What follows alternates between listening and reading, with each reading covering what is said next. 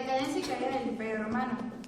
Hacemos referencia a las transformaciones operadas durante la crisis del siglo III y el Bajo Imperio Romano, que a partir del año 395 se condujo un rápido deterioro en el poder romano y el hundimiento del Imperio de Occidente, cuyo último emperador efectivo fue Rómulo Augusto, que fue opuesto por el caudillo Érulo Duacro, empleado de servicio de Roma.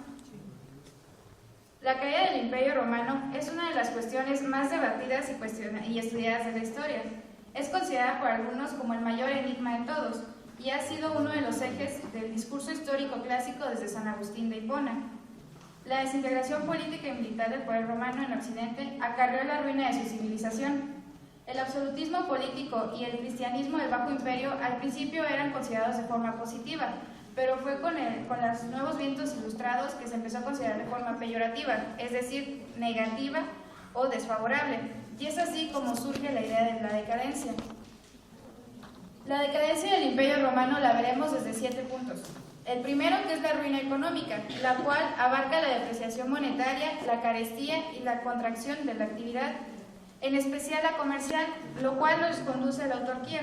La segunda son las guerras civiles, la tercera, plagas pestíferas y despoblación. La cuarta es la lucha de poder entre el ejército bárbaro y los funcionarios civiles romanos por la dirección del Estado. En el número 5 tenemos el abandono de tierras y expansión de la vinculación personal, también conocido como colonato. En el número 6 tenemos los desórdenes internos, revueltas sociales, bandidaje terrestre y marítimo. En el 7, destrucción de las clases privilegiadas e imposición del dominio del campo sobre la ciudad. Aquí queremos empezar a hablarles de la vida de San Agustín porque nos parece muy interesante y muy bonita y más que nada también conocer cuáles fueron los puntos detonantes en su vida para que empezara a formarse sus ideas. Empezaremos por contarles que nació el 13 de noviembre del año 354 después de Cristo en Tagaste. Su padre se llamaba Patricio y su madre se llamaba Mónica. Hoy la conocemos como Santa Mónica. Empezamos por platicarles que él era el mayor de 3 hermanos y que era muy conocido por los corajes que le hacía pasar a su mamá, porque aunque no tuviera la necesidad de robar, de todos modos se las ingeniaba para ir con sus amigos y robar. Hay una ocasión en la que dice que entraban al huerto y empezaron a robar frutos, pero ni siquiera fue para comérselos, sino que a la persona que lo estaba cuidando era un señor ya mayor, que tenía solo un pie y la otra era una pata de palo. Y con tal de hacerle la maldad, lo único que hizo fue empezar a botarle los frutos, y cuando el señor se levantó, lo que hizo San Agustín fue botarlo al suelo, y fue cuando él voltea y lo reconoce. Entonces él, todas estas situaciones que él llegaba a hacer, pues se las hacían saber a su mamá porque iban a cobrarle todos los daños. Más que nada lo que le hacían hincapié no era tanto que pagara, sino que enderezara su camino. Mucho discutía San Agustín con su mamá porque le toleraba muchas cosas a su papá. Su papá era un pagano y se la vivía todo el tiempo en las tabernas bebiendo o apostando o con otras parejas. Entonces él no entendía por qué había tanta sumisión por parte de su mamá. Su mamá, para que ya no siguiera siendo tan influenciado por esta imagen, decide mandarlo a estudiar a Cartago para que el día de mañana llegara a ser un buen abogado. Antes le hace la observación o la buena encomienda de que no se deje llevar por el ritmo de vida que va a haber ahí. Efectivamente, cuando llega a Cartago, es que empieza a ver en la casa donde es acogido, empieza a ver el tipo de fiestas donde hay alcohol al por mayor, en el que empieza a ver orgías, lesbianismo, homosexualismo. Entonces todas estas situaciones lo llegan a confundir y es que se deja él llevar por los placeres mundanos. Nos platican que con el tiempo efectivamente sí llegó a ser un buen abogado y que incluso hubo una situación muy curiosa en la que ya siendo abogado le toca un juicio en el cual hay un señor que tiene que defender porque es acusado de intentar matar a su esposa. Él, se podría decir que como buen abogado, que muchos lo interpretan así, demostró que no fue así. Cuando el señor sale de la cárcel, mata a su esposa y el hijo de ambos decide buscar a San Agustín para hacerle saber este acto de mentira, las consecuencias de este acto. Entonces él empieza a pensar en la importancia de la verdad. Al consultar a sus maestros y a sus compañeros, todos dicen que está mal que piense de esa forma, que tiene que centrarse más en ser un abogado reconocido y con dinero.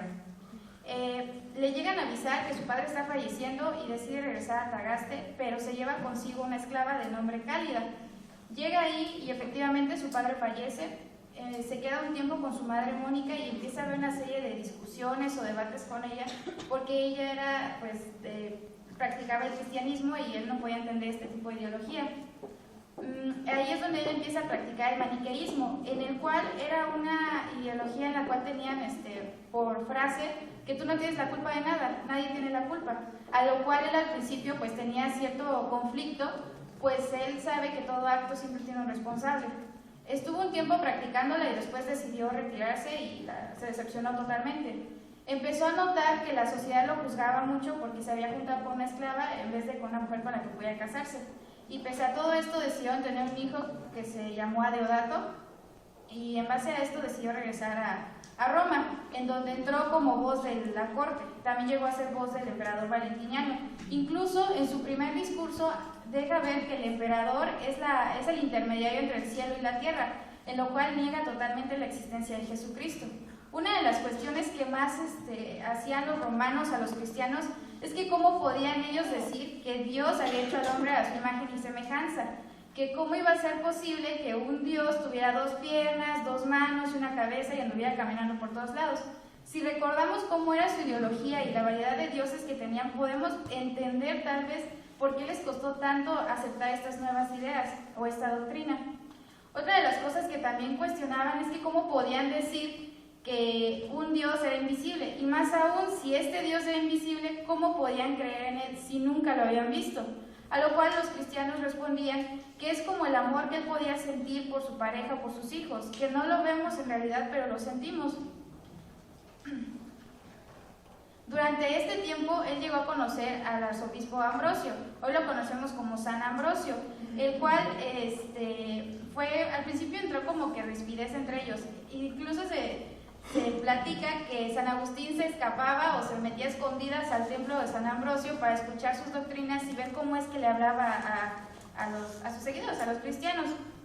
Incluso San Ambrosio le dijo en una ocasión que el hombre no busca la verdad, sino que es la verdad quien busca al hombre. Y cuando esto sucede, el hombre que tenga la verdad será libre.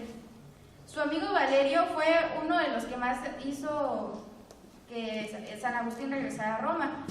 Entonces también él tuvo mucho que ver cuando se dio la orden del emperador para que sacaran a San Ambrosio de su templo, y al hacer esto se ocasionó la muerte de muchos cristianos. Este acto lo presenció San Agustín y quedó profundamente afectado, y de nuevo empezó a pensar en la importancia de la verdad. Pasa que su pareja Cálida lo abandona tanto a él como a su hijo. Entonces esto lo deprime profundamente y regresa de nuevo al alcohol, a las fiestas. Y entonces su madre decide que es una mala influencia para su hijo y decide llevarse al niño, a Adeodato. Del niño no se sabe más qué pasó con él, pero de San Agustín se ve que a partir de esto que se llevan a su hijo es cuando él sienta cabeza y empieza a practicar el ascetismo, que es la abstinencia, y se aleja totalmente de los placeres mundanos. Podríamos decir que ahí ya se dio su conversión. De hecho, se dio su conversión. Los romanos mucho ponían en tela de juicio, ya que se dio su conversión, que como una persona tan pecadora como San Agustín, que se había convertido de la noche a la mañana, podía lograrlo. Entonces es así como se logra. Los romanos se escudaban en eso para decir que esa era la prueba irrefutable de que los católicos mentían.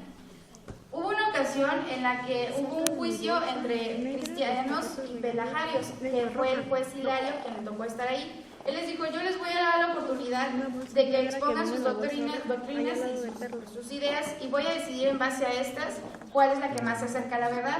Él recibió muchas amenazas sobre la decisión que fuese a tomar. Al final de cuentas decidió que la correcta era la católica o la cristiana. Por tomar este veredicto, este fallo, es que lo mandan a matar con una flecha. Podemos decir que murió por defender la verdad. En 391, San Agustín viajó para buscar un posible candidato a la vida monástica, y en esta celebración litúrgica curiosamente lo eligen a él como sacerdote.